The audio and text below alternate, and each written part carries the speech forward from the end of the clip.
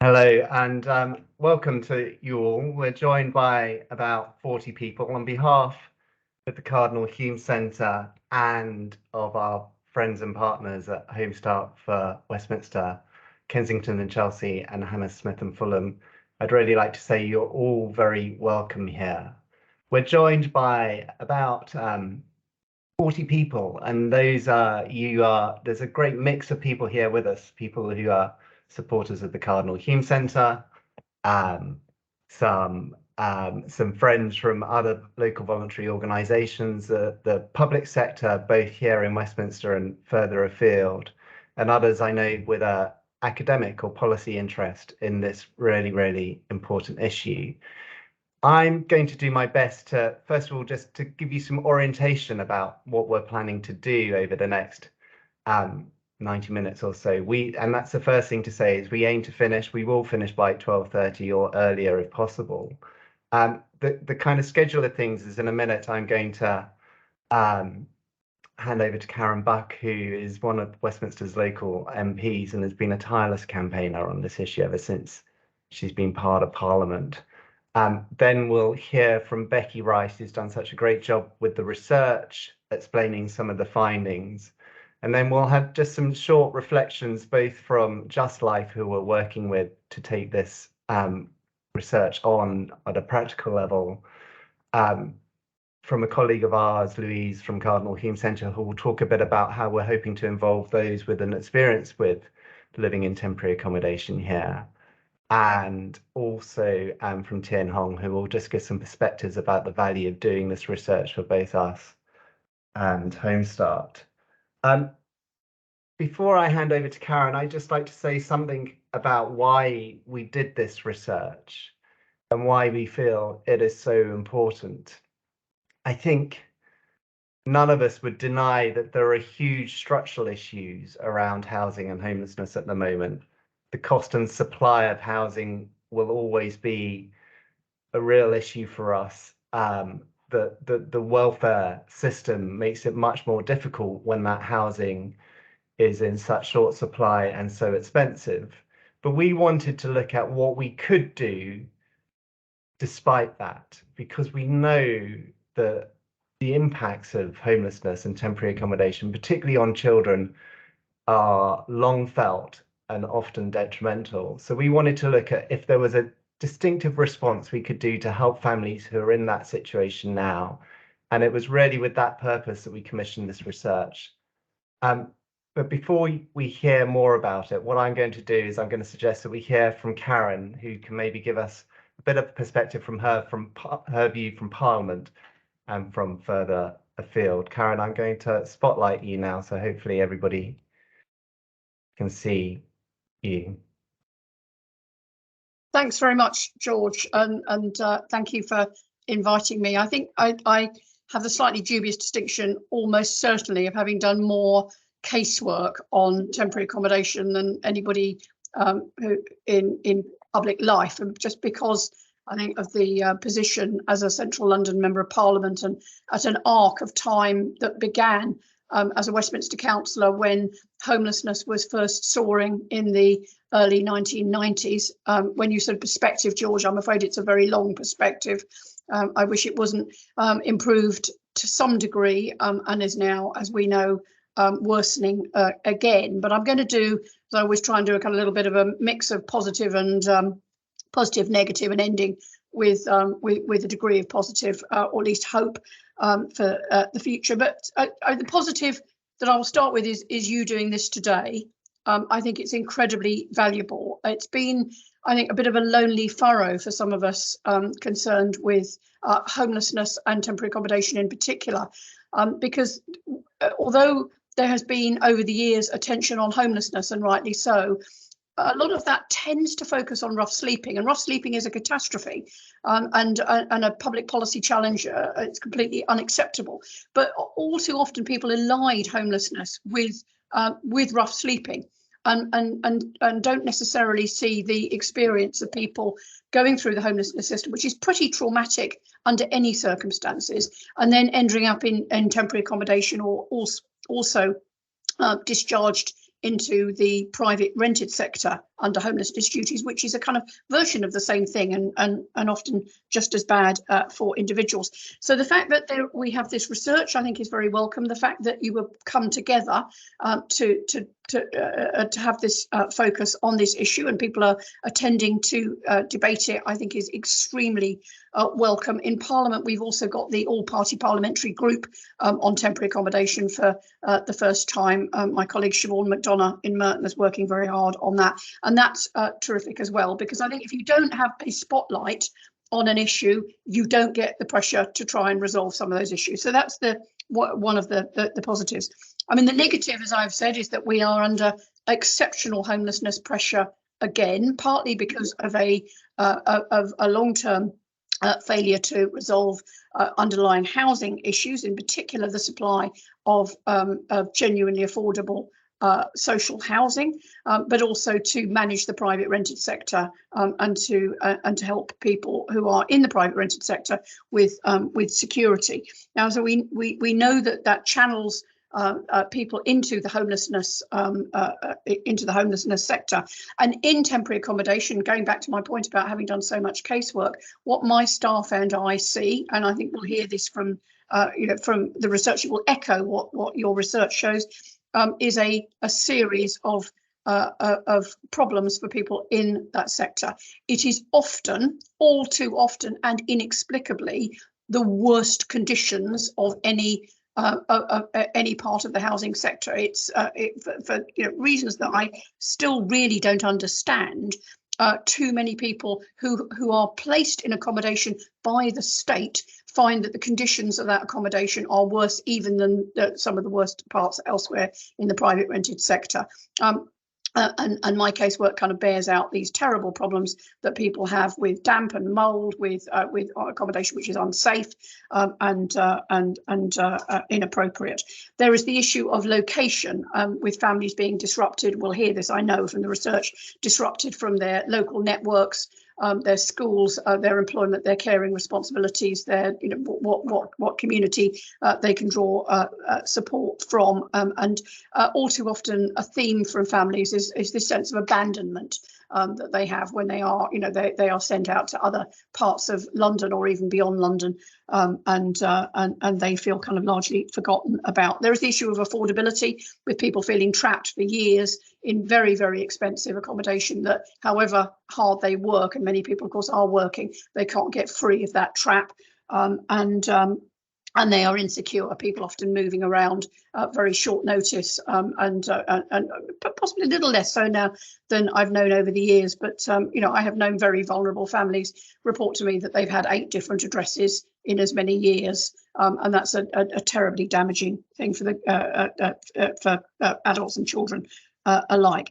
But just going back kind of finally to the positive, as I wrap up, I am really pleased that the new administration in Westminster, and who I work very, very closely with, has set issues around temporary accommodation so much at the heart of the manifesto, with a commitment to do everything possible to ensure that more temporary accommodation is provided in borough, and to reorientate to even the out of borough accommodation to be close by, in recognition of this challenge of people being so disrupted from their support communities.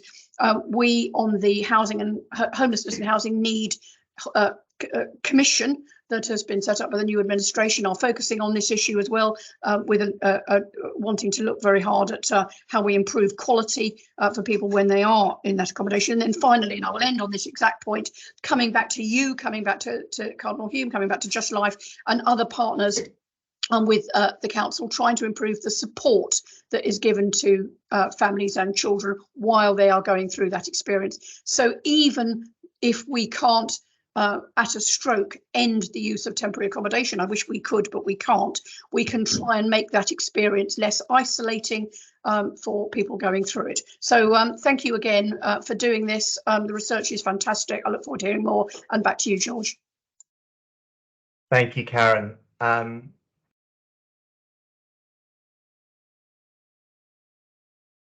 Thank you, Karen. That's really, and thank you for those words of encouragement for our research as well. There were a couple of things which before I hand over to Becky, which I need to remember to say. One is that we are recording this this webinar so that others can see it. They weren't able to join us at the time. And secondly, and perhaps more importantly, there is the opportunity to ask questions. There's a Q&A button at the top, and you just click on that. And if there are questions that you want to ask, there'll be a small panel at the end with Becky, with Louise, and with Krista from Just Life, and Tien Hong as well from Home-Start. And if there are questions you want to ask, please do just click on the Q&A and type them in, and everybody will be able to see them, and we'll pick some of those to answer at the end. But thanks again, Karen. I'm going to pass over now to Becky Rice, who we commissioned to do the research on behalf of Home-Start and Cardinal Hume Centre, and I'll hand over to her so you can hear from her.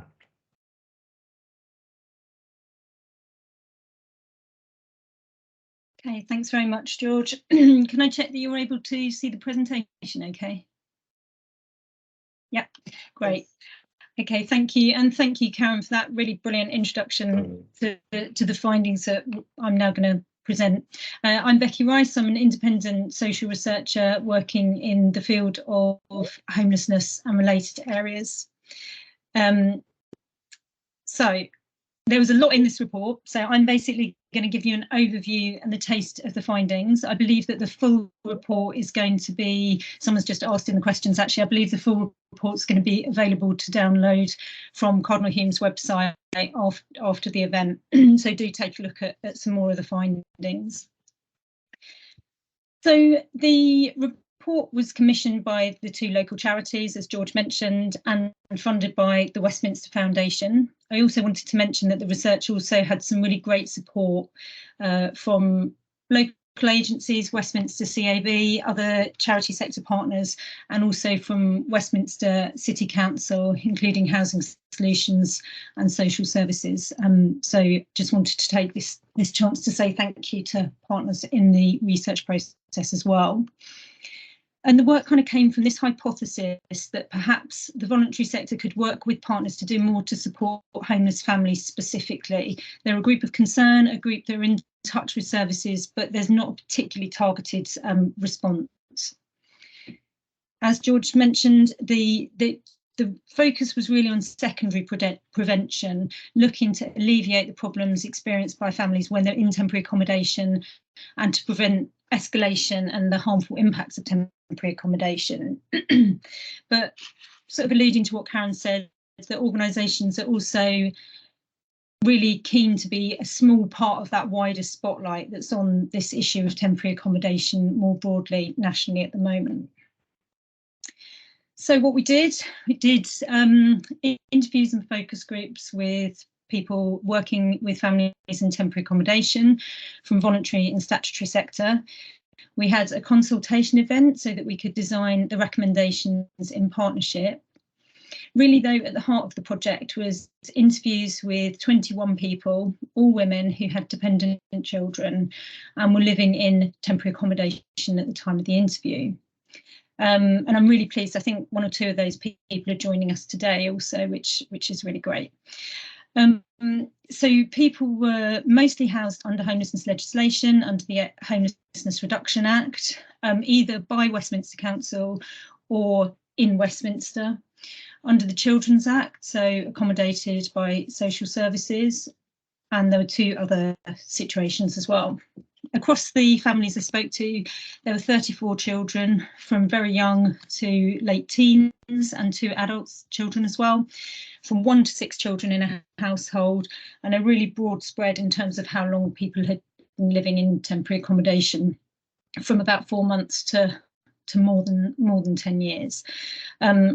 3 of the people I met with were placed by into Westminster by other areas, which is more unusual. So they were accessing Westminster services, but had been placed by other areas. Most of the families were families from Westminster. So probably there's quite a consensus, I imagine, in this room. So I won't pause here too much. But the motivations for the research were, we have strong evidence that temporary accommodation is harmful in the immediate and long term. We know it's far more than a housing issue, affecting physical, mental health and education. living in temporary accommodation is both a cause and a consequence of inequality, and there's a great concern about this group more widely. The evidence base has been there for some time, but it's really expanding and growing with work done by UCL, Just Life, Human Rights Watch and so on, and of course the all-party group now as well. Locally, temporary accommodation is a key issue in Westminster. At any time there are over 3,500 children living in temporary accommodation provided by Westminster, just under the Homelessness Reduction Act. And then on top of that, you have families placed by social services and so on. People stay in TA for a sustained period. The average time, we got a figure during the research, the average period that someone had been in temporary accommodation at that point in time was 7 years. And Westminster is very open about the extreme challenges it faces in helping families, and especially the extremely long waits and scarcity of social housing. So I'm going to talk now briefly about emergency accommodation. So that's usually hotel accommodation that people go into. And then I'll talk in a little bit more depth about some of the experiences people have in their second stage temporary accommodation. So emergency accommodation was usually hotel accommodation for the people that I spoke to, and it was viewed as necessary, urgent support at often a really traumatic point in time. The main reasons for people having to access emergency accommodation related to risk to their safety, violence, domestic violence, or people who were already experiencing homelessness, need their situation changing, so they needed emergency accommodation. It was usually brief. There were 2 examples of people who had longer stays in hotels.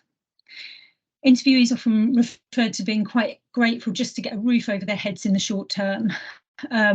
So someone told me she'd been sleeping on the floor in someone's house and she was just really happy to even have a bed for me and my children. And in the first days, that was comforting.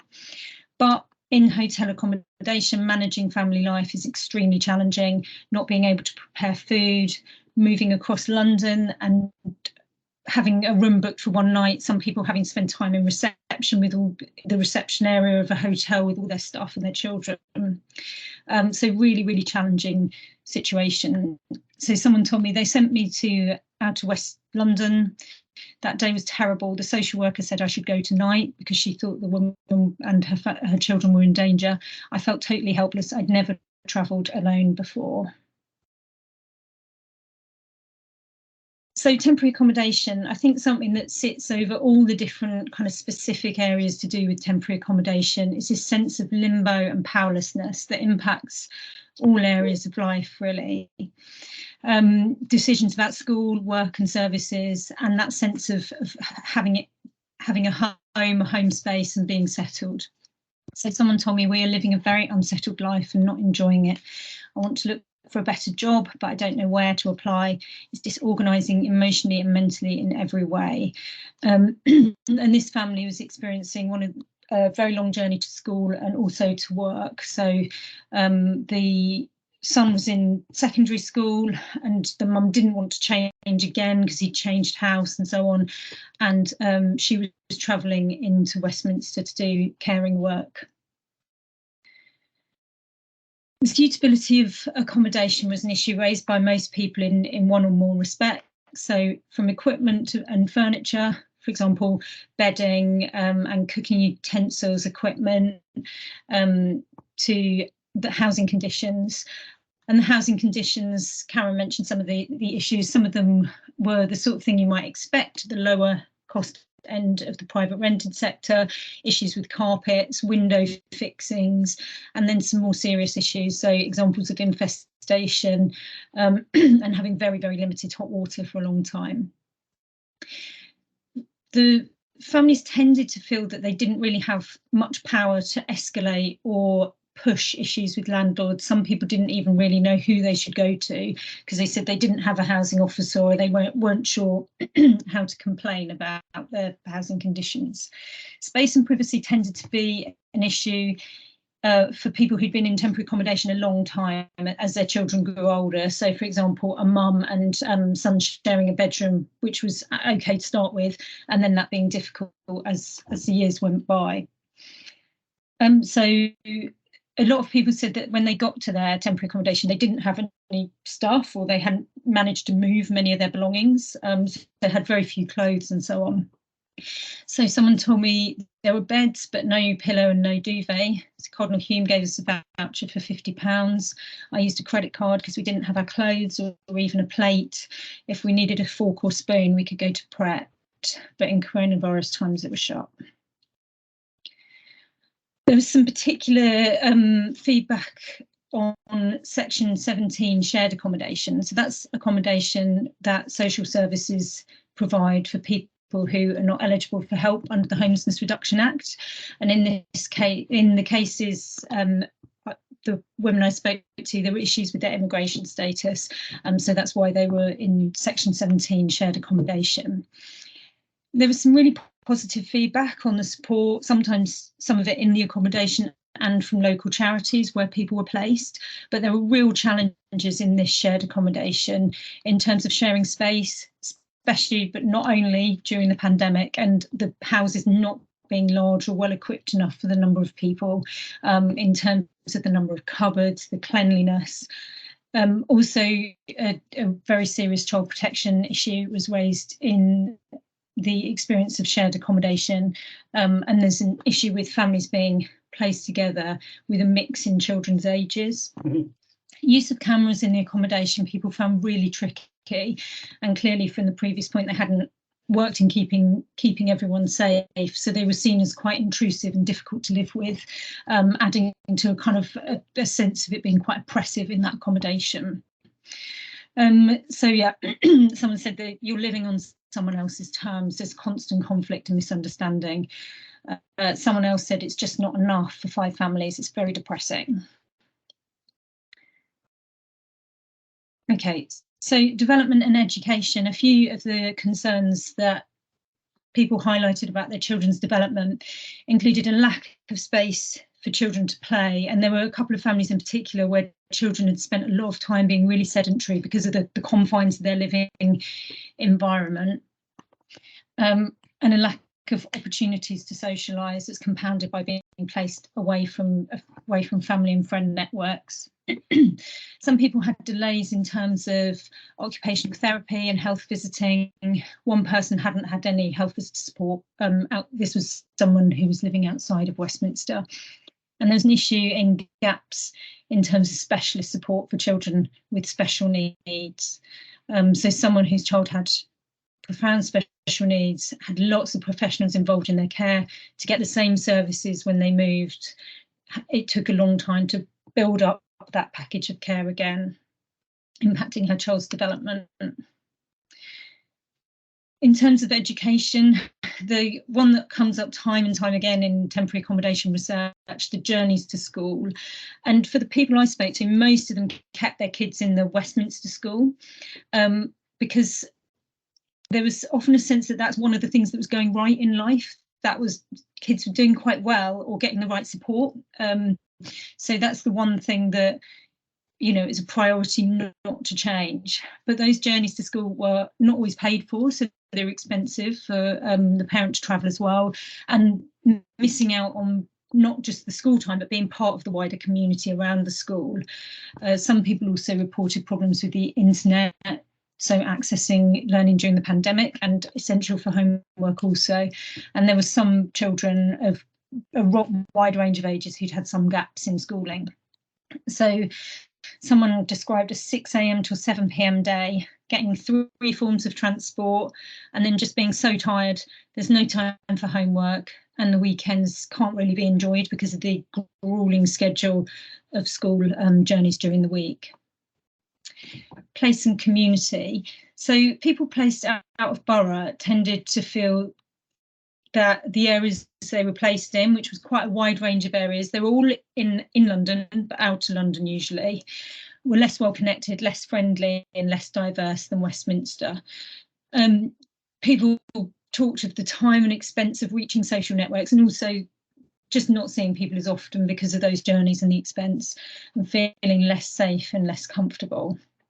Conversely, people who moved into Westminster, so that small number of people who moved into Westminster, found it a really positive place to be, and generally people felt there was more services and help for families in the Westminster area. So yeah, people really described Westminster as a great place to live. So someone told me I've moved into a different world. In Westminster, I know the surroundings, the people. Here, people move out of the way of you. Some people don't like their kids hanging around with children from a different culture. We don't fit in. Okay, so moving on. Most people wanted to get out of temporary accommodation. A couple of people with high quality temporary accommodation were really nervous about that. They were worried that if they pushed it, they might be offered something less favourable than their current situation.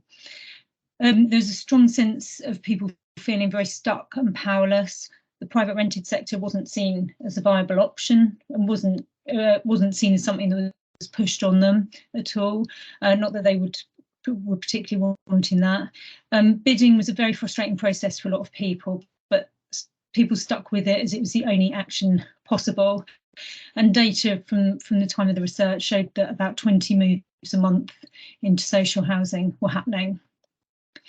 But that kind of waiting did impact on people settling down and perhaps putting roots down elsewhere. There was a lack of a sense of an ongoing case and communication about their housing.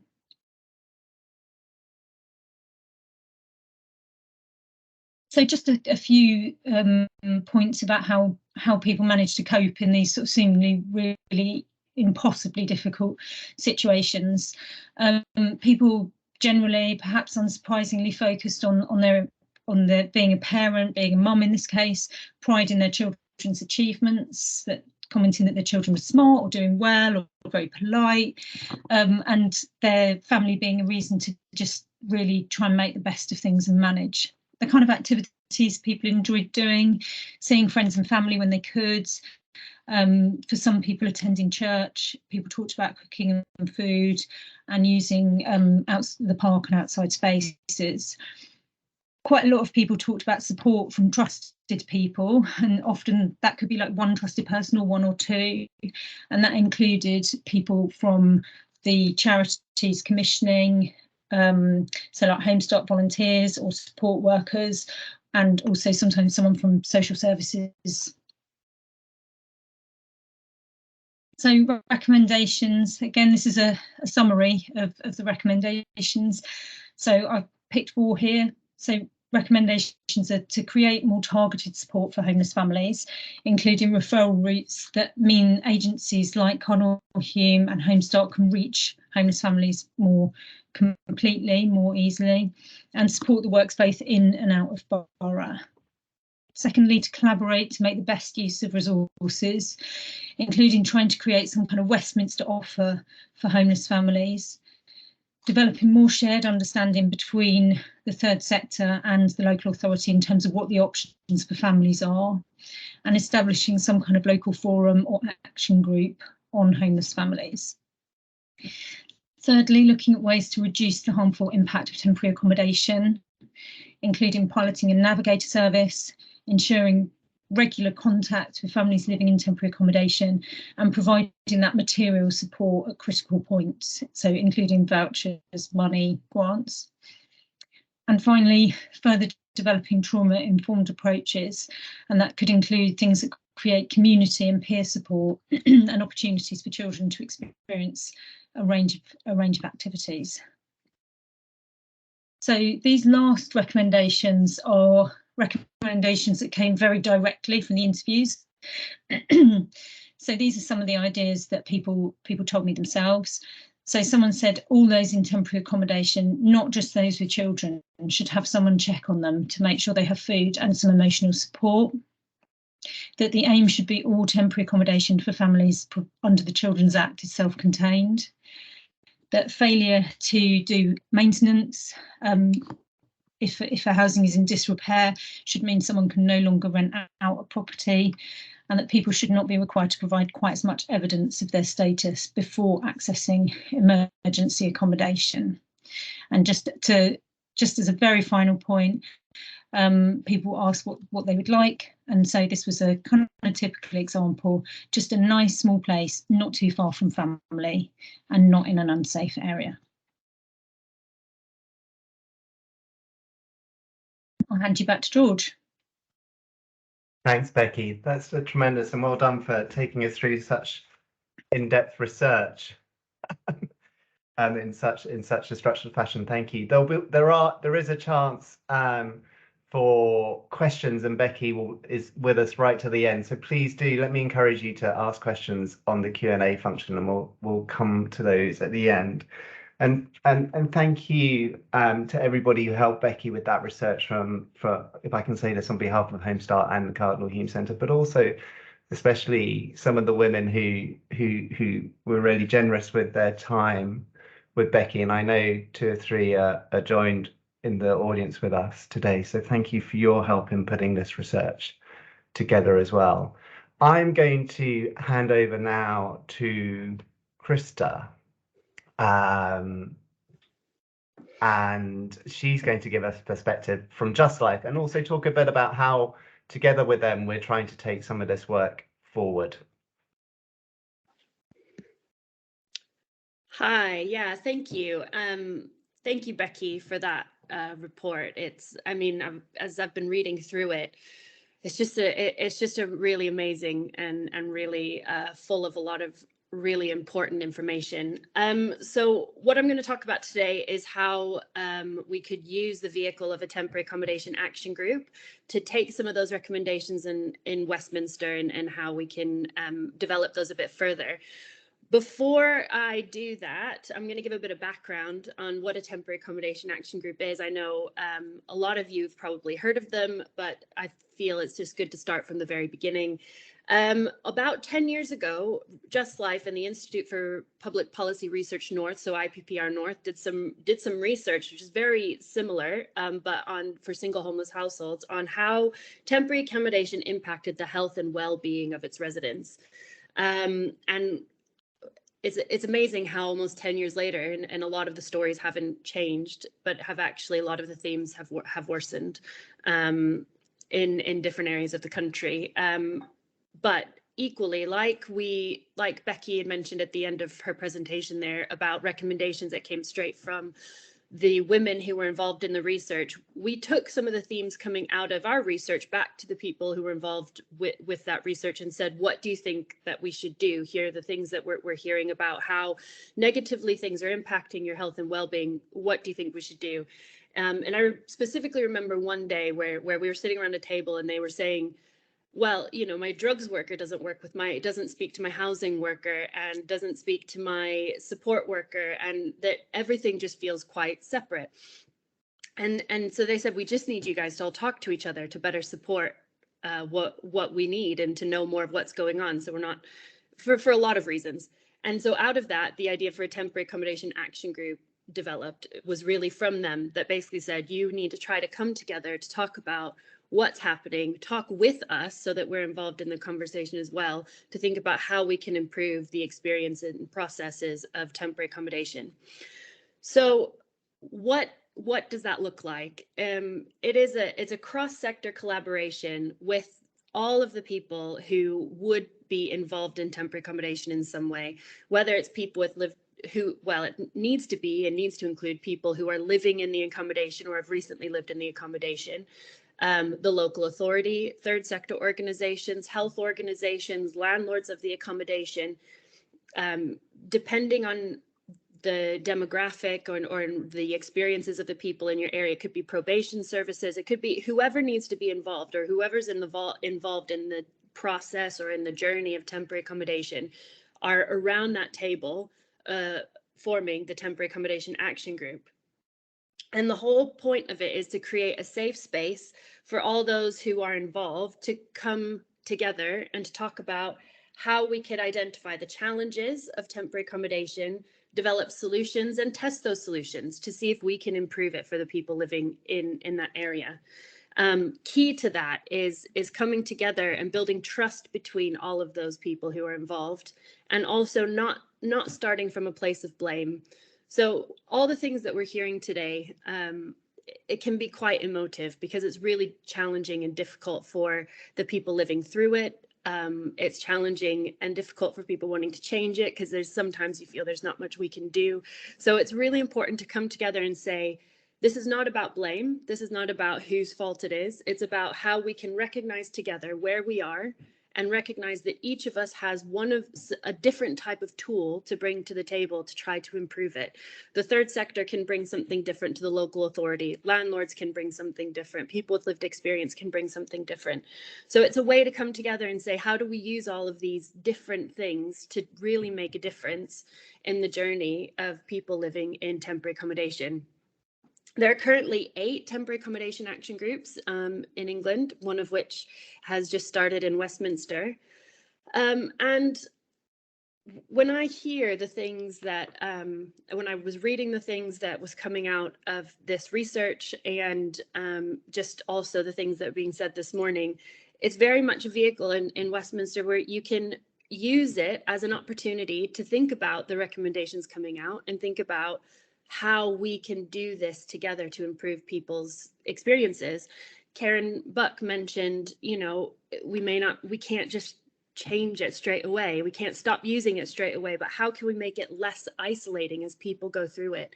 Having people come together and talk about ways to do that. It's about communicating. One of the recommendations that Becky mentioned was about collaboration and multi-agency working. We have found that if you work together and talk to each other, you are able to make it less isolating for the people who live in the accommodation.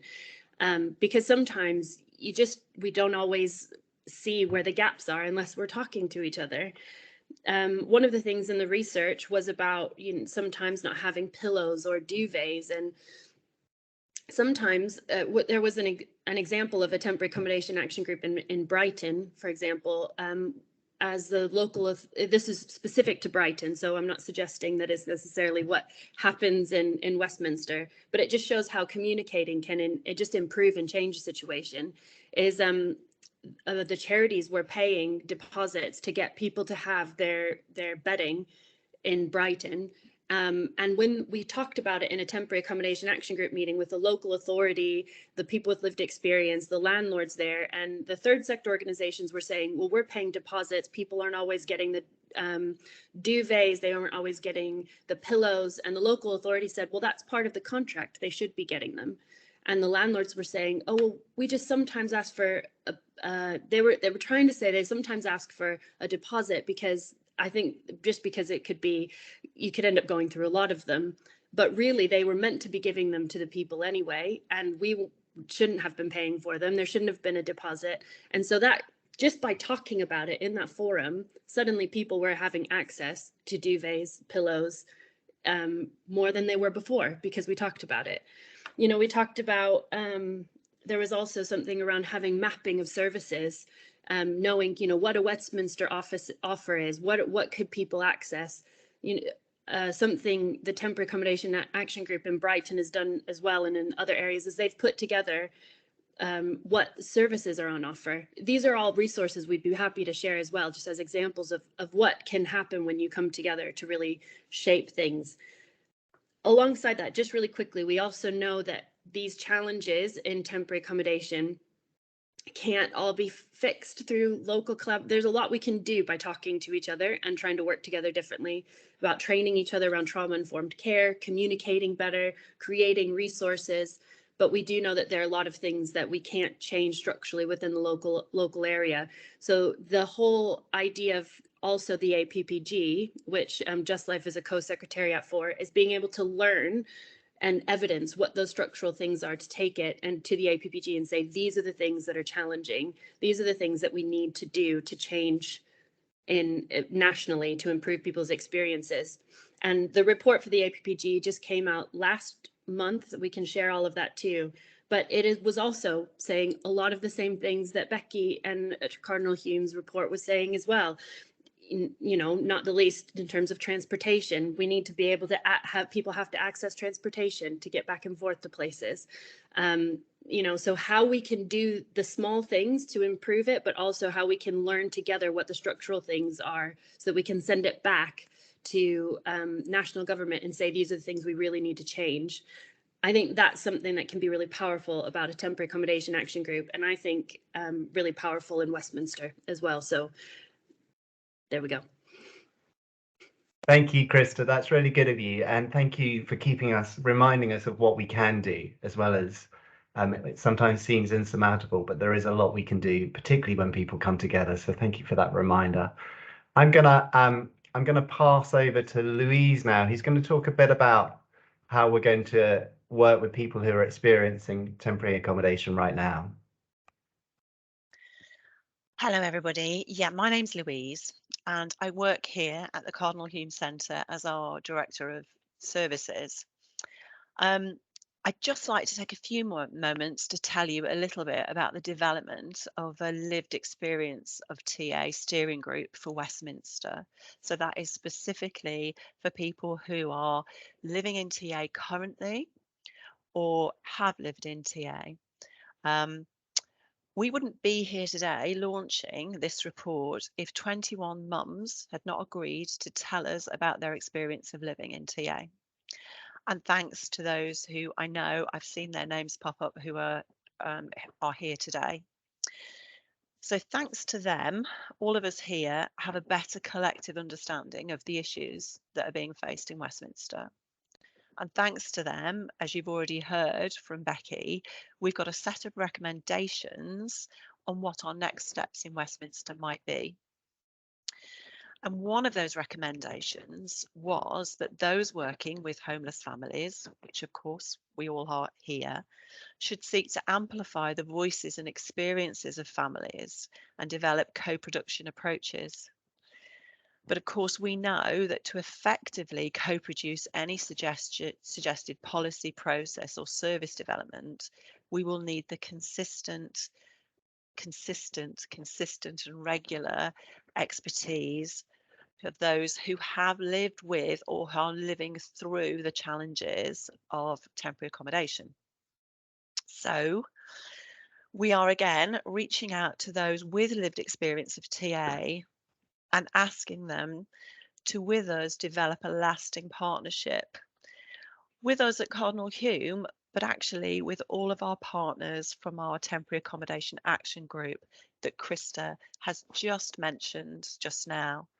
So the TAG, as we call it, has in Westminster has just met once. It's in its very initial stages, as is the very initial stage of the beginning of developing a lived experience of TA steering group.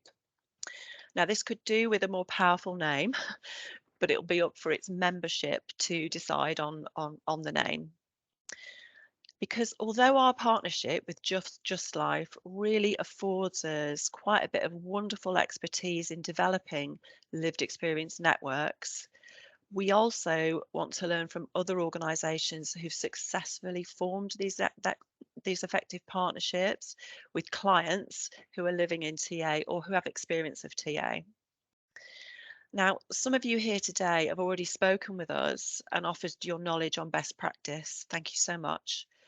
All your support to connect us to parents who are living in TA and who are interested in joining us in this work.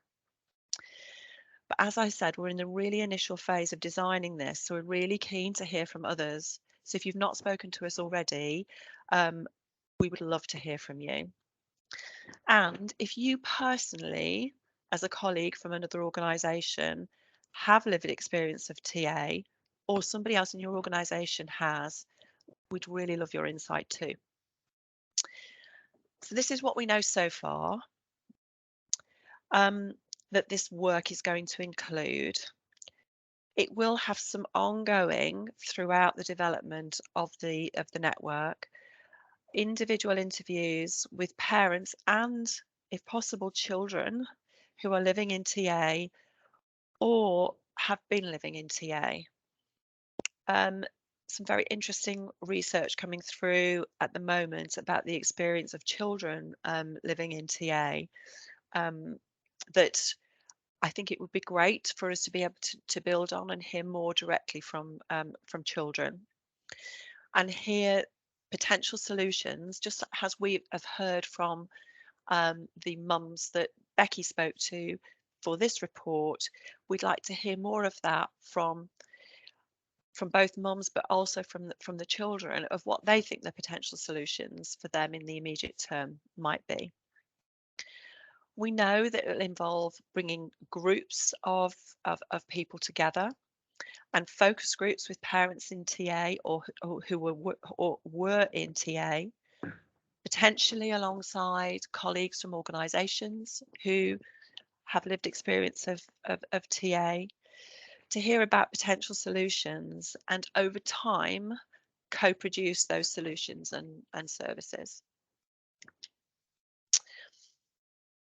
What we want to see then is that people that are who have got lived experience of TA, who really have that expertise, that we are drawing on that, and that our tag, our temporary accommodation action group, is being directly informed on a consistent basis by that lived experience steering group, so that the two are talking to each other. Now, we are incredibly fortunate to have some support from Caritas, another voluntary sector organisation, to begin to develop this steering group. Liz Willis, who I know is on the call with us here today, is seconded to the Cardinal Hume Centre and to its tag partners to coordinate and support this group. If you can help her to do this, this is a real ask.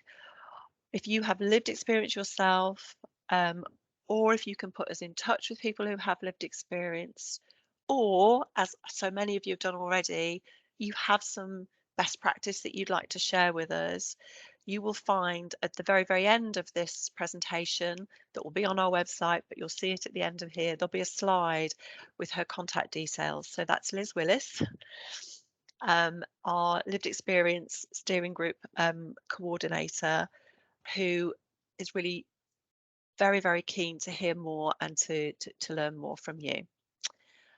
Happy to take any questions in the Q&A about this. But for now, thank you very much, George. I'm going to hand back to you. Thanks, Louise. And look, there's a bit of a call to action there for you all, that to get in touch with Louise if you think you can help. I'm going to hand over to Tien Hung, our partners in this endeavour, to give some reflections from Home-Start and our perspective on the research.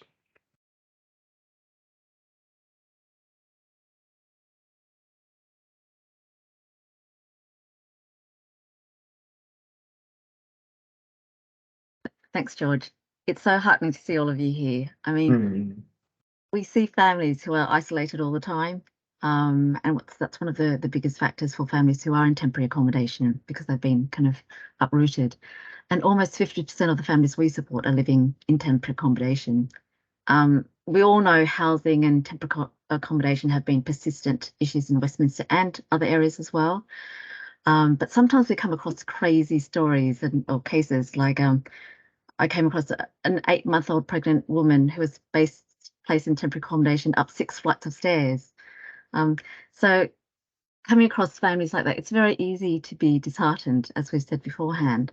But I'm hoping for the families, and both our organisations hope that for the families who gave evidence to the research, we hope that it's satisfying to a small degree to know that they are being heard, and that they have represented so many other families in similar situations and are now part of a movement of creating better systems of support that are refocusing on the impact on humans, big ones and little ones.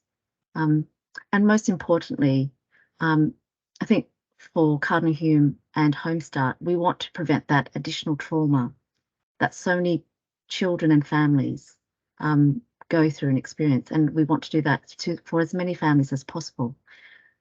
In a world of housing, if us as services and agencies, if we find things complicated, imagine how it is for families living this day in, day out.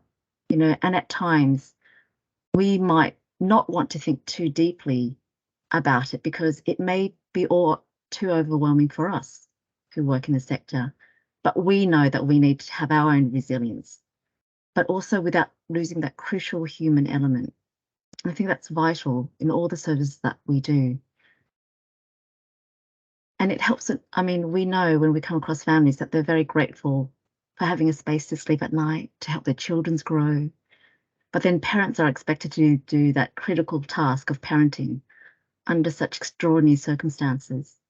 And I think that's what we see when we see them cry for help, when we see the joy that they get, that Becky was talking about trying to refocus not on their housing sometimes, but on the day-to-day joys and experiences and achievements of their children.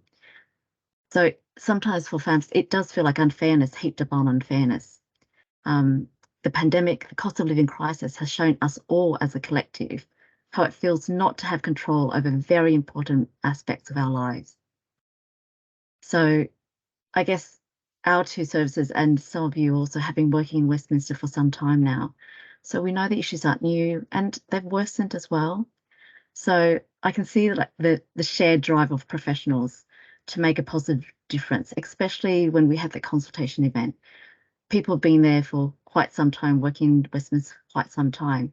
So this is not a reinvention of the wheel or anything like that. It's adding more information. It's refreshing things and perspectives, I guess, adding more evidence. We've got the data, we've got the stories. And from today's webinar, we can see all of you here are drivers of change with a desire to move things forward, not just here in Westminster, but nationally. And I think that's the call for all of us as well. So I'll stop here because we're going to be opening up to questions and comments. Thank you, Chen Hong. And can I just really echo your you saying how wonderful it is that so many people are here and how galvanizing it is, the interest in this work. So thank you to everybody who's coming. We've got 2 or 3 questions coming in, which we're going to move into now. And I'm joined here by Becky, Chen Hong, Louise and Krista. Just to answer them, please do, if others occur to you, please do put them in the chat or the Q&A. I want to start with actually my own question, which I think I'm allowed to do is in this role, which is the word that I've heard people say a lot in the presentations is isolation. And I suspect that a lot of us know how difficult it is bringing up children at the best of times, but it must be doubly so if you're feeling isolated. And I just wondered if Becky, or through your research, or maybe Chen Hong or Louise through your teams, about if you wanted to say something a bit about why it feels that living in temporary accommodation can be so isolating. I'm happy to start if you would like. Yeah. I mean, almost by definition, I think if you have no choice about where you're going and you're going to an unknown area for an unknown amount of time, it's probably inherently an isolating experience. People talked about that unfamiliarity with the area that they lived, meaning that they didn't tend to interact with their surroundings in the same way that they did in an area that they were more familiar with in central London. So people were used to living in this kind of like a particular borough, very busy, and then might be in a hotel by a main road, for example, a really big main road in North London, one I'm thinking of, and just the environment was just extremely different for people, a complete contrast from living in Westminster. A lot of the people I spoke to were not born here, and so connections with people from their home country were really, really important, and that was less likely to be possible. They didn't have those connections where they were placed, or the kind of contrasting situation where people had lived in Westminster or around that area for their whole lives and then were suddenly somewhere different. And some of the other factors that made it isolating, I think, were just the difficulty getting to their families and friends. A lot of people, when they were asked, you know, where would you consider living? What are your thoughts? It wasn't, I have to live in Westminster. It was, if only it was just one bus, or if only it took less than, you know, an hour, or whatever it was that people said. It, you know, it's tricky to make those journeys all the way to outer London. You know, it was obviously because of the pandemic, those things were really compounded a lot as well. And like I said, even things where people going back to school in Westminster, you sort of live a Westminster life, but only for those hours for school or for work. Or one mum described how she used to just hang around all the school day waiting for it to end and pick up her children, with no money to kind of interact and go to a cafe or have a drink and stuff like that. So just left alone, not really integrating or not having really meaningful relationships or a purpose to those parts of the day. And most of all but two of the families were also headed by just one adult, just mum. So again, that can be a challenge, you know, all the responsibilities of parenthood on that one adult. I could just build on that, George. Just I very often come at these things from a child's perspective as a former sort of teacher and head teacher. Found it really difficult recently when one of the team here was asking my advice, you know, and saying to me, what should I advise this mum who is living in TA out of London, is desperate to come back to Westminster, so her child is in Westminster and is hanging on to come back to Westminster. But of course, as the child has to travel into Westminster and travel home, there's just no way of that normalcy of after school, you know, going to homework club or going to just to meet your mates and have a kick around, or going around to your friend's house to watch to play a video game, or there's none of that. And I find that very, very difficult to advise, because from a child's perspective, I'd think, yeah, okay, let's just say, make your home in wherever this TA is, you know, have that time with your school friends, because that, you know, you're never ever going to get that time back. But at the same time, I know that if that person, that mum living in TA accepts that and doesn't hang on to that connection in Westminster, it may be that opportunity goes completely. If the child is over there, that's a sign that they want to stay there. And it's such, you know, and when I think about child development and all of the elements of child development that are so important, yes, as they're living in cramped situations, that seems like a really obvious one, that's going to be a bad idea for play. You know, there are some places that in TA they're not even safe for children, let alone having the space for it to be a valuable sort of learning environment.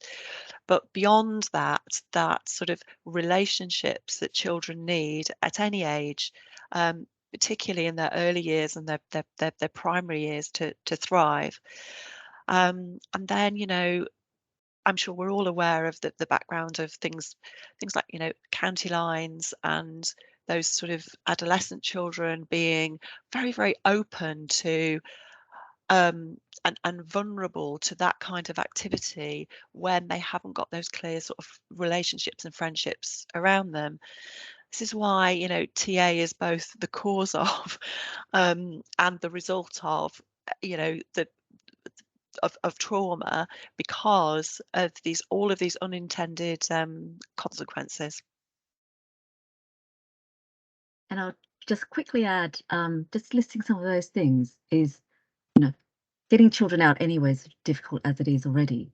But also it's hard to travel with children, especially young ones. It's expensive to travel, so that can make it quite isolating. Children not having friends over because of the nature of the accommodation, so they miss a lot of that. And that also, I guess, feeds into the feelings of confidence and self-esteem for the children. And I guess a lot of times for the parents and also for older children, the avoidance of kind of meeting people and making friends, because yes, definitely it's an investment in that area that you're staying in, that you're not sure how long you're there for, but also having to share your story and being judged on that as well. Oh, why are you here? What, you know, all those kind of things. How long have you been here? So, and I'm glad you highlighted loneliness, George, because it can be manifested in so many different ways. Yeah, that's all I wanted to add. Thank you, thank you. We've got a question which maybe relates to this, because you talked a lot about people being placed away from their homes in Westminster, and it's from Tim Walsh, who's saying, is the temporary accommodation crisis in London or Westminster more or less acute than other regions, and what, if any, specifics are there about the root causes here in London? Krista, I don't know if you want to say something a bit about that, given your kind of national and local interest. Yeah, sure. Yes, is the short answer. It is more acute in London than in other areas. I don't have a lot of detail about it. Can you? Everyone's frozen. Can you hear me? We can hear you. You can hear me. Okay. Could you just say the question again? So is the issue in Westminster more or less acute than other regions? And is there anything specific about what's happening in London? I mean, I don't know the answer about Westminster specifically. I know the issues in London are more acute than the rest of the country. They're, you know, it is more acute than in some areas in terms of how long people are in temporary accommodation. It varies depending on what local authority you are in London. Some local authorities, I spoke to someone in London, a different local authority in London yesterday, where they said their times and their average time of families in TA is now 104 days, which is a lot shorter than years or in terms of time in temporary accommodation. So I do think it depends on where you are. Each borough will have different challenges, and especially in London, but in London it's definitely more acute. Sorry, I misheard it at first. Is London more acute than the rest of the country, which is a definite yes. In terms of Westminster and how it's placed in terms of how challenging it is compared to the other areas, I'm not the expert in that, but it will be different depending on where you are and in different London boroughs. Mm-hmm. Becky, do you want to say? Yeah, I can do. So yeah, Westminster for TA overall, I think is one of the higher ones, so around 5th or 6th highest in terms of the numbers of households, so families and single people without dependents living in temporary accommodation. So per 1,000, I believe it's about 20 per 1,000. At the very top, you've got Newham, and then it's a mixture of inner or outer London boroughs. I guess the obvious thing in Westminster is just the extremely high rent and the high demand and low availability of social housing that drive that situation. So even within London, where the pressure is intense, Westminster faces particular challenges, I think. Mm-hmm. I think if I could say something also, Tim, about from Cardinal Hume's perspective, was we felt Westminster was obviously this was an issue which we thought was important because of the issues we were facing with our clients and seeing our clients face. But also we thought the work could be really rich in Westminster for further afield, because actually it's quite distinctive because of the housing costs and everything, but also one of the things that makes it quite distinctive is there's a really active partnership between voluntary sector organisations and the council and other public sector organisations. And one of the things we really felt in coming into this was actually there are resources out there which can be better deployed through better collaboration. And we felt actually Westminster had a really kind of rich and positive, I can call it kind of breeding ground for that work. So we felt that actually by doing this work in Westminster, we really do hope and are hopeful and are confident actually that there will be learnings for certainly other boroughs, but also elsewhere in the country. And can I just encourage you that I haven't yet learned how to bring people in. So if you have got questions or there are things you want to raise, do use the chat function or the Q&A function. There was one question which came through from Lila, which was, could Becky say a bit more about the lack of clear route for reporting or escalating issues, and whether there are any specific recommendations for how to practically address this? Yeah, so that was just feedback directly from people that where they had problems with their accommodation, there were two situations. Some people didn't really know how to report it or where to report it to. It felt like I don't know how fragmented provision is in terms of who the landlord is for temporary accommodation, but it felt to be quite fragmented. So people felt a bit at the mercy of their landlords in terms of getting improvements. People said, I begged my landlord for a new carpet, or, you know, people had tried to sort out issues themselves, or, you know, someone said their support worker helped them put newspaper into a window where there wasn't any glass in the window. I guess it would be people's housing conditions are a primary concern for them, especially because they impact on the health of them and their children so much. That link is really clear. So I don't know, Krista, whether you can help me out here, but I think one of the tags has done some work on that. So the idea of standards in temporary accommodation and how that can be influenced by the local authority who are paying for that accommodation, but the standards can kind of be co-produced, I would imagine would be a really, really good area for the tag to look into in Westminster.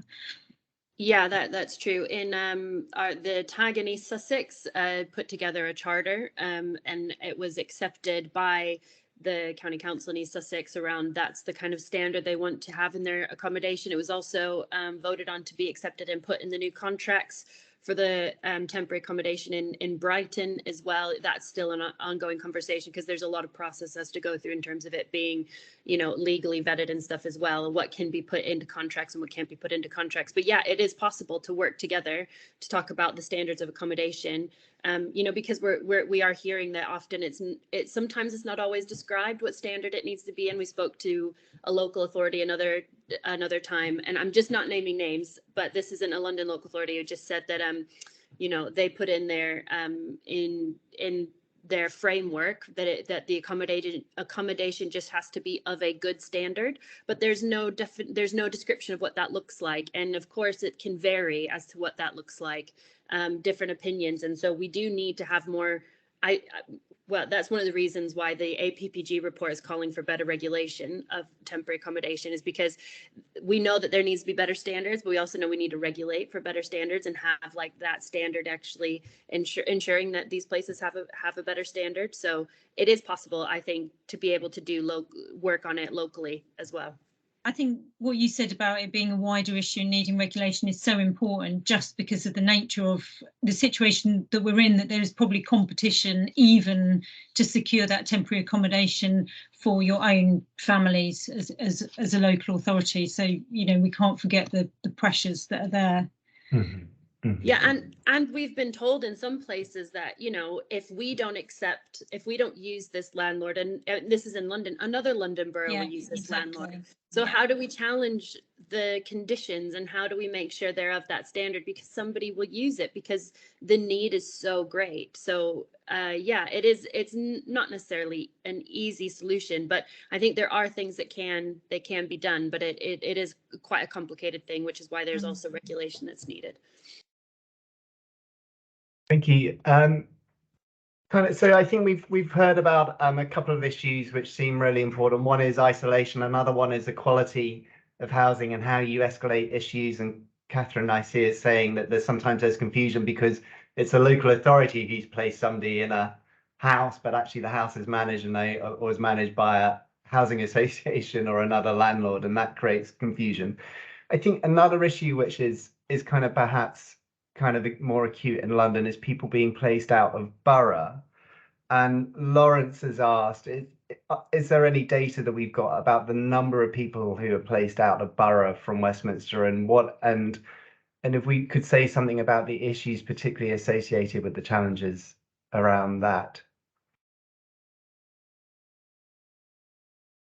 Sorry, I was slightly distracted by reading some of the stuff in the comments. I can't multitask, which means this No, type of I'm finding it quite difficult too. So you're talking about the numbers placed. Yeah, how many TA families are forced to relocate outside from London, outside of London from Westminster, actually? Okay, so I don't have the figure for that, but what I will say is that certainly, you know, this research was conducted late 2021, early 2022, and the stats, which I might be able to find, but they did show that Westminster do really avoid placing families out of London.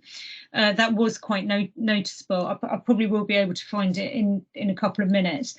So that did seem, I mean, I don't know if the picture will have changed now, because there is so much pressure on those accommodation units, if you like, that I don't know if that's still the case. But we did also have a look, for example, at whether Westminster Council helped me with this, as to whether larger families were more likely to be placed outside of London and so on, and that wasn't the case. But some boroughs do that far more than others.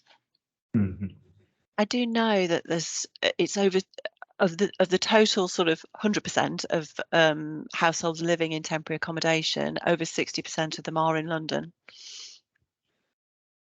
Okay, so sorry to interrupt, but at the end of September 2021, 69 households with children were living in temporary accommodation outside London, and larger households were not overrepresented in that group. So that's the number of households placed under the Homelessness Reduction Act. So considering the number of households from Westminster, so over 1,500 families, that's a low number. Mm-hmm. One family mentioned that they had been offered accommodation outside of London, but had not gone for that, and that was kind of okay. It didn't compromise their position. Is there anything to talk? I mean, I coming into this, I was wondering about if the problem would be significantly eased if people were, I don't know how you would do it, but if people weren't placed so far away from the place where they know and they're located in other boroughs, if not outside of London, kind of on the outskirts of London, would that be a significant ease, do you think, to some of the issues we're facing? I don't know if you've got a view on that, Krista, from your wider. Yeah. Well, I would. Yes, I think it would ease a lot some of the issues that we're hearing, but whether that's possible is a whole nother. The big issue is local housing allowance, and where it's affordable for people to go to, and where it's affordable for local authorities to put people. And so we can say yes, it would make things better, but we can't change local housing allowance, and that needs to happen. And so I think, again, that's something that we need to be saying to national government, is we need to change the local housing allowance if we're going to address some of these issues around how long people have to travel, being so isolated from their families, the fact that there's trauma involved in not being able to be with your family, and the sustained trauma around being so far away, and what it does for children and things. So I think one of the things that might make it easier, sometimes we talk about how you have a holistic support around people, and warm handovers. So knowing where people are going and not just leaving them. But, again, it takes resource, but it makes a difference for people. Introducing them places in the area. Could there be like a residence handbook that says this is where your laundrette is? If you're in somewhere that doesn't have a laundrette, or somewhere you can wash your clothes, this is where laundrette is. This is where local services are that you might need some help. Here's a number of someone you can speak to if you have a question about something. Those things could make it a bit easier in the short term, while we try to get local housing allowance change. I say it would be amazing if that would happen, but it's up to government. Like that ties in with one of the questions that Nirupama has made in the comments around local housing allowance. I would say that the people that I spoke to, none of them felt that they had been pressured into particularly considering or being pushed into private rented sector. And if they had been shown options, they were not in Westminster, because as you've pointed out in the comments, it is simply impossible for most people to secure private rented sector on local housing allowance in Westminster. I think I read that for a 2-bedroom flat, you might need an income of, the number in my head is 97k household income.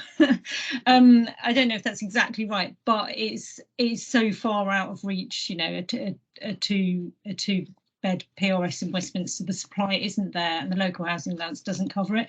So where people are exploring and want to explore the private rented sector, they need support to look at transport options, to look at how that's what's critical really, is how long it takes to get somewhere and how much it costs, rather than how far away it is in miles really. Yeah, that's very helpful.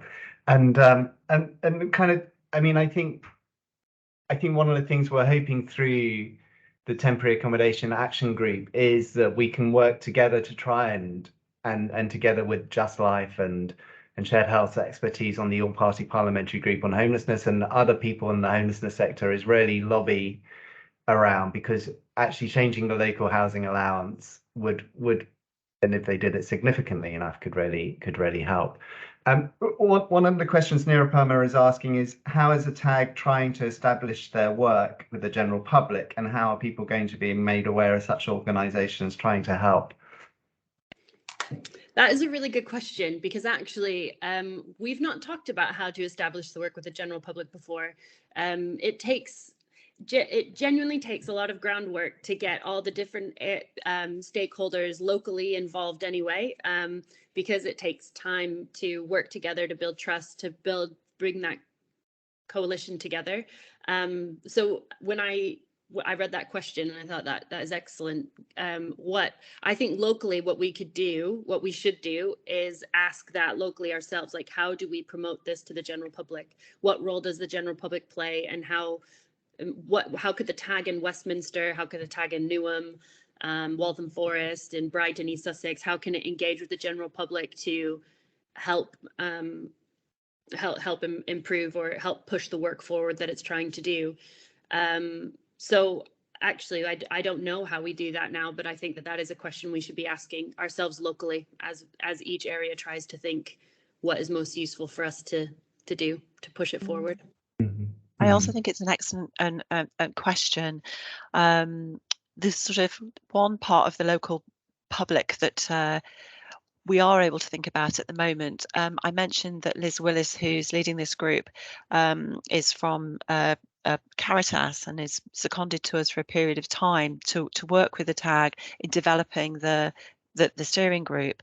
But Caritas itself as an organisation is very, very interested in how local parishes might support people who are living in TA. At the moment, sort of Caritas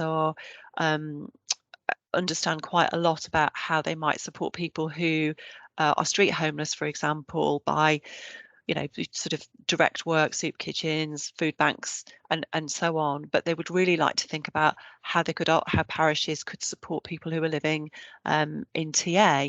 So back to your point, or the point of the report, and George, the one that you brought up about isolation there. That's sort of one benefit, and it's a great question from Nirupama, I think, because it's, yes, the general public are a lot of people, parishes are part of it. So I think it would be great to sort of bring back to the TAG, and like, who else in the general public could help us with this. Thank you. So yeah, so it's parishes, it's general public, and I see that I think there's a really good idea here from Lila about asking about getting using the London Housing Panel and trying to work across more widely across the capital as well.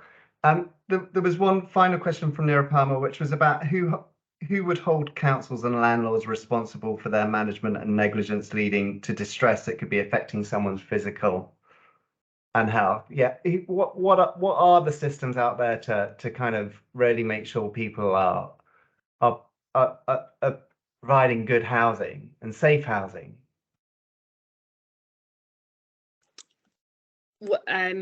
I'll try to answer this.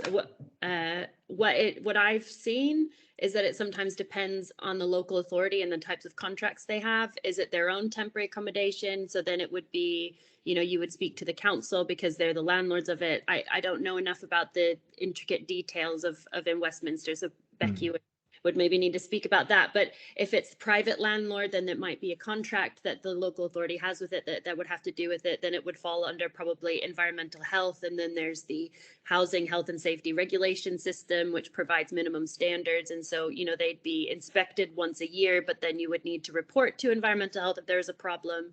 So there are certain systems in place to be able to say, okay, this is a problem. I need to report it this way. There's not always, it doesn't mean it always happens quickly. I think, again, it depends on the systems in the local area that you're in, and some places will be better than others. And we've seen that as well, that some places are better than others. This is one of the things that one of our tags in Manchester was one of the first things they tried to address, is how do we connect the individual, this was private is what we were looking at there, but how do we connect the individuals who are having trouble with their their accommodation to environmental health when they feel nervous about reporting things because they don't want to be evicted if they report things. Yeah. So sometimes it was about how the way that they can safely report. I think that's something that can be discussed in a tag as well. But it's, you know, again, going back to the regulation, it, you know, we're in the enforcement is trying to make sure that there is a standard that is set in stone legally and is enforced. Maybe enforced more than just once a year checking, because a lot of things can slip in a year. So it's kind of a complicated answer to. I think, yeah, I think it is. And question. I wish I could work out how to bring some of our team in, because we've got some of our housing advisors, and I think one of the issues that is really difficult for us is that the housing system and the quality and the cost of housing is a real crisis point, particularly in this part of London. But also one of the things which is really difficult to find and under-resourced is good housing advice and independent housing advice, and the resources for that have been really stretched in recent years thanks to legal aid cuts.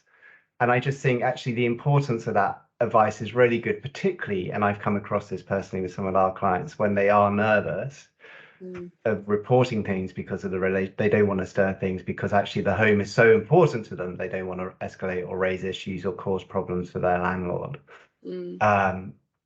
Yeah, and I think that's why, at least the way that we've seen in the tag, it's so important for local authorities and landlords to be involved where possible as well. I mean, local authorities for sure, landlords where possible, and if they will get involved, because that's just, you know, it is confusing, and often I've heard people say, well, it shouldn't be that way, it should be different, and you should be able to challenge it, but it's really hard for people to know what that looks like. You tell me it should be, but it's almost disempowering to feel like it should be this way, but we don't know exactly how to challenge it or how to think about challenging it or who to talk to about it, because it can play out practically differently almost everywhere you are.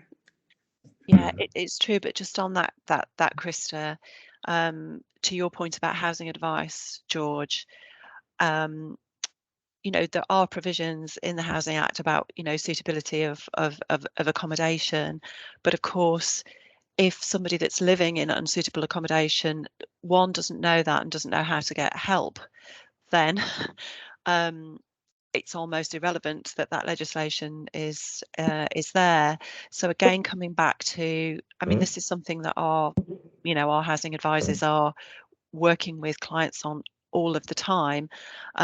It takes up, you know, the sort of suitability of accommodation takes up a huge percentage of their work, and of course there's only so much of that work that they can do. But going back to the tag, again, this is the empowering nature of it, because knowledge is power. So if we can, with the people that are living in TA, and if we can get that information to them about what they are entitled to and what suitability means, that's power in itself. And then if we can then, at the next step, connect them to the support and advice that they need in order to be able to advocate for themselves, or if they can't, you know, to provide that support for them.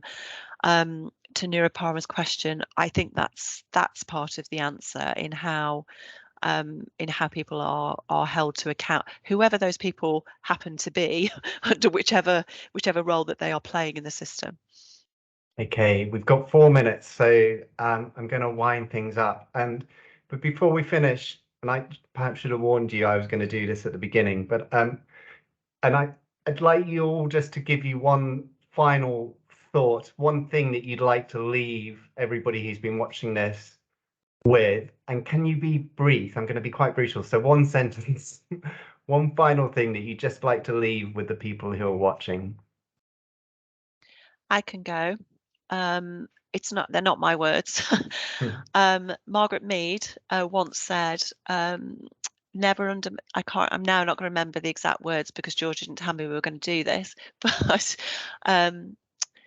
never doubt that a small group of committed people can bring about change. In fact, it's the only thing that ever has. Thank you. So you can. Louise, thank you. Krista, Becky, Tianheng? I feel like it's hard to follow that. Because mine, I guess, was going to be in a similar vein, just that I think that we should have hope that we can do something more and that things can change if we work together. Becky, Tianheng? I guess for me, it's a personal thing about how kind of enlightening and powerful and what privilege it was to speak to the people who took part in this. So I'd recommend people look at the report, hear more of what people have to say. And I just think that kind of very human element of how challenging this life is, living in temporary accommodation and all those struggles, and just people doing their very best and doing a great job bringing up their children in those circumstances. So thank you to them and kind of solidarity with them, really. Tianheng? Yeah, very similar to Becky. We see people every day, so I take the tenacity and the learnings that I get from families that I see every day to drive what we do forward, because you know they drive it for themselves and we drive it for all of us in the end. And I think that's the tenacity and the courage that we're all doing it. I think that's what we should all take. And it's the hope that I see in the children every day that gives me that courage as well. Yeah, thank you. I think I'm going to violently agree with you all. I think the words for me are collaboration and strength, and the real strength and resilience in the families, I think really came through strongly in the research. So thank you for honouring that, Becky.